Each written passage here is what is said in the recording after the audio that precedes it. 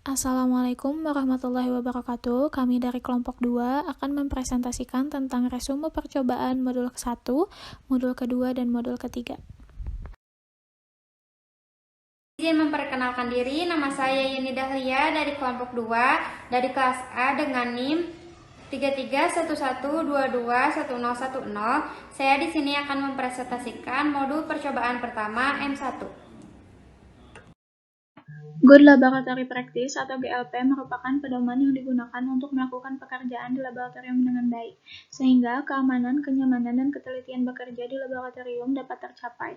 GLP harus diterapkan dalam semua kegiatan di laboratorium. Laboratorium merupakan tempat aktivitas ilmiah untuk melakukan penelitian atau riset, observasi, demonstrasi yang terkait dengan percobaan ilmiah. Sedangkan laboratorium kimia merupakan suatu ruangan pengujian zat-zat kimia, baik secara kualitatif maupun kuantitatif. Tahap-tahap percobaan. 1. Tahap persiapan. Setiap praktikum harus memahami tahapan yang akan dikerjakan, mengetahui jenis, sifat bahan, alat yang akan digunakan, cara kerja setiap alat, serta mempersiapkan alat pelindung diri. 2. Tahap pelaksanaan. 1. Menggunakan alat pelindung diri. 2. Membaca etiket setiap botol, bahan padat atau gas. 3. Mengambil atau menggunakan bahan dengan secukupnya. 4. Mencium bahan kimia dengan cara menggibaskan dengan tangan. 5. Jangan langsung mencicipi bahan bila tidak ada perintah untuk mencicipi bahan. Harus berprinsip seluruh bahan kimia di laboratorium berbahaya. 6. Membuang sisa hasil percobaan pada tempatnya. Tidak boleh sembarang membuang. 7. Bunsen bila tidak digunakan harus dimatikan. 8. Gunakan lemari asam jika menggunakan uap beracun. 9. Jika menggunakan asam kuat, harus dilarutkan dengan air secara perlahan agar tidak ada percikan yang keluar. 10. Bekerja dengan tertib, tenang, tekun, catat data yang diperlukan. Pengambilan dan pemindahan. A. Pengambilan dan pemindahan bahan kimia. 1. Untuk memindahkan atau mengambil bahan kimia, perlu membaca label bahan dengan seksama untuk menghindari kesalahan pengambilan bahan, karena ada beberapa bahan yang mempunyai nama hampir sama, misalnya asam sitrat dan asam nitrat. 2. Pindahkan sesuai jumlah yang diperlukan. 3. Bila ada sisa bahan saat pengambilan, jangan dikembalikan ke dalam wadahnya kembali, karena bisa mengkontaminasi. B. Pengambilan dan pemindahan bahan kimia cair. 1. Tutup botol dibuka dengan cara dipegang dengan jari tangan, dan sekaligus telapak tangan memegang botol tersebut. Gunakan satu tangan. Tutup botol jangan diletakkan di atas meja, karena kotoran di atas meja bisa mengotori tutup botol sehingga dapat mencemari bahan kimia. 2. Satu tangan yang lain ambil bahan sesuai kebutuhan. Gunakan alat yang memudahkan pekerjaan seperti pipet volume. 3. Pindahkan cairan menggunakan bantuan batang pengaduk untuk menghindari percikan. C. Pengambilan dan pemindahan bahan kimia padat. 1. Gunakan sendok sungu atau alat lain yang sesuai, bukan berasal dari logam. 2. Ambil secukupnya sesuai kebutuhan. Jangan mengeluarkan bahan kimia secara berlebihan.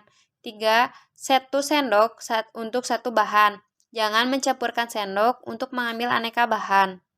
C. Pengambilan dan pemindahan bahan kimia padat. 1. Gunakan sendok sungu atau alat lain yang sesuai, bukan berasal dari logam. 2. Ambil secukupnya sesuai kebutuhan. Jangan mengeluarkan bahan kimia secara berlebihan. 3. Satu sendok untuk satu bahan. Jangan mencampurkan sendok untuk mengambil aneka bahan. Tahap penutup. 1. Cuci dan keringkan setiap alat yang telah digunakan sebelum disimpan. 2. Kembalikan peralatan dan bahan yang digunakan ke tempat semula. 3. Mematikan peralatan listrik, keran air, menutup tempat bahan kimia dengan rapat dengan tutupnya semula. Bersihkan meja dan area tempat bekerja. 5. Keluarlah dari laboratorium dengan tertib. Berikut adalah alat dan bahan yang digunakan untuk modul percobaan 1. Prosedur yang dilakukan. Larutan. 1. Pastikan alat yang akan dipakai sudah dicuci bersih atau dalam keadaan steril. 2. Isi tabung reaksi dengan larutan 1 dan 2 menggunakan pipet. Ambil sampel secukupnya. 3. Cium aroma larutan dengan cara dikibas-kibas supaya bau dapat tercium. Tidak boleh langsung dihirup karena takutnya bau dari larutan tersebut dapat mengganggu sistem pernapasan. 4. Jika dalam kondisi dingin, larutan tidak mengeluarkan bau, maka dicoba dengan cara dipanaskan. 5. Nyalakan bunsen dan panaskan tabung reaksi dengan cara menggoyangkan tabung reaksi secara perlahan. Tunggu sampai menguap. Catatan, pada saat memanaskan larutan, arahkan tabung pada tempat kosong agar percikan larutan tidak mengenai orang lain. 6. Setelah mengeluarkan uap, cium bau dari larutan tersebut, apakah ada bau khas atau tidak. Serbuk. 1. Siapkan spatel dan ambil serbuk lalu tuangkan pada cawan penguap. 2. Hirup aroma serbuk tersebut dengan cara mengibaskan tangan. 3. Pindahkan serbuk tersebut pada beker gelas dan menggunakan spatel. 4. Tuangkan aqua destilata secukupnya, lalu aduk hingga larut menggunakan batang pengaduk. 5. Hirup aroma tersebut dengan cara mengibaskan tangan. 6. Bentuk kertas saring seukuran corong dan letakkan di atas corong. 7. Siapkan tabung reaksi lalu tuangkan larutan tersebut menggunakan corong. 8. Hirup kembali larutan tersebut dengan mengibaskan tangan. Berikut adalah hasil pengamatan pada modul 1. Izin memperkenalkan diri, nama saya Rani Nuraini dengan NIM akhir 007 dari kelas A dari kelompok 2. Di sini saya akan menjelaskan tentang modul 2. Good Laboratory Practice 2. Untuk mendapatkan hasil kerja laboratorium yang baik, diperlukan program kerja yang terstruktur, pedoman kerja yang baik dan jelas, dan proses pencatatan data yang teliti, serta tahap evaluasi kerja yang baik. Semua pedoman kerja yang diperlukan untuk mencapai GLP yang terbaik disebut SOP atau Standard Operating Procedure. Berikut beberapa SOP yang harus diterapkan dalam bekerja di laboratorium farmasi. Yang pertama ada penimbangan, yang kedua ada pengukuran volume, yang ketiga ada proses pencampuran dan pelarutan, yang keempat ada proses reaksi senyawa kimia, yang kelima ada pencatatan dan pengukuran, yang keenam ada evaluasi atau analisis terhadap semua hasil kinerja, yang ketujuh ada data hasil pengukuran. Pada percobaan modul 2, kita belajar tentang cara penimbangan, pelarutan, dan pengenceran. Berikut alat dan bahan yang kami gunakan. Adapun prosedur atau langkah kerja pada percobaan kali ini. Yang pertama, dalam penimbangan, siapkan alat dan bahan, kemudian setarakan timbangan. Lalu, simpan botol timbang di atas timbangan, kemudian timbang sampel satu persatu sesuai dengan takaran yang sudah dihitung. Lakukan hal yang sama pada sampel-sampel berikutnya. Yang kedua ada pelarutan. Sampel 1, 2, 3, dan 4 yang sudah tadi ditimbang kemudian dilarutkan. Siapkan labu ukur dan simpan corong di atas labu ukur. Kemudian masukkan sampel ke dalam labu ukur, lalu tambahkan Aquades sampai larut dan sampai tanda batas.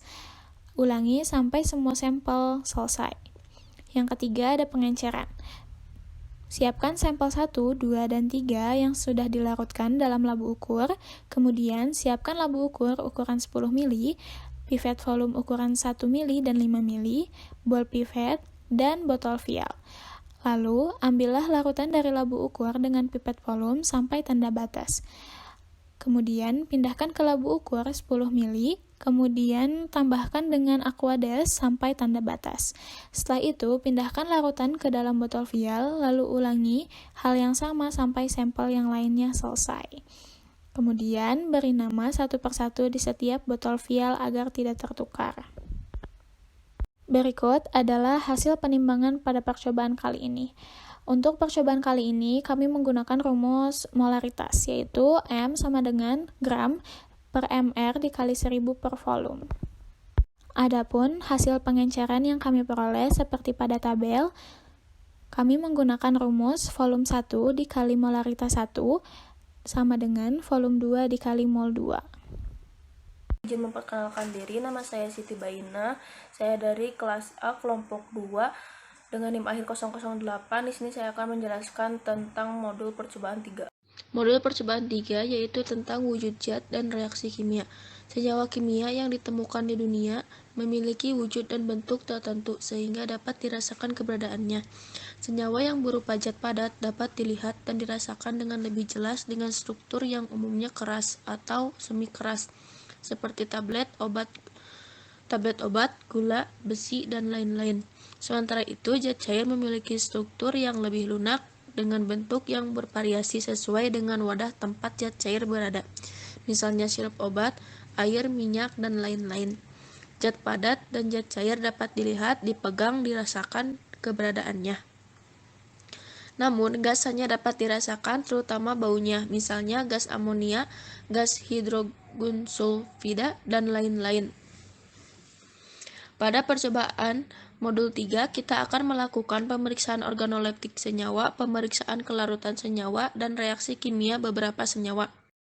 Alat dan bahan yang kami gunakan untuk modul percobaan 3 adalah sebagai berikut. Prosedur. Untuk pemeriksaan organoleptik senyawa, kita akan melihat bentuk senyawa, diamati apakah zat tersebut berbentuk larutan atau padatan, kemudian warna zat diamati dengan indera penglihatan, kemudian tentukan apakah senyawa tersebut berwarna atau tidak. Untuk aroma, dengan mencium aroma zat tersebut, tetapi dengan cara dikipas-kipaskan ke hidung. Untuk pemeriksaan kelarutan senyawa, timbang senyawa yang akan dilarutkan, yaitu amonium hidroksida, periklorida, kalium permanganat, gliserin, dan asam asetat. Kemudian masukkan senyawa yang telah ditimbang ke dalam tabung reaksi.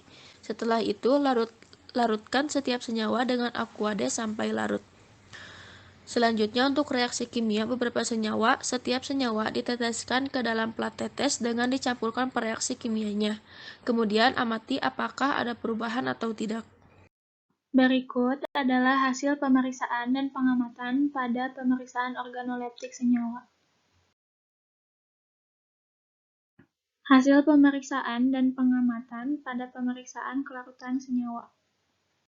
Berikut hasil pemeriksaan dan pengamatan pada reaksi kimia beberapa senyawa. Izin memperkenalkan diri, nama saya Fazari Ardiani dengan NIM 33112210009 kelas A dari kelompok 2. Pada percobaan M1 menggunakan sampel 1 dan sampel 2 dari bahan kimia padatan dan cairan, yaitu serbuk, asam salisilat, dan asam borat, serta larutan 1, 2, dan 3. Pada larutan 1, 2, dan 3 memiliki warna berturut-turut, yaitu merah, kuning, ungu, dan aroma tidak memiliki bau.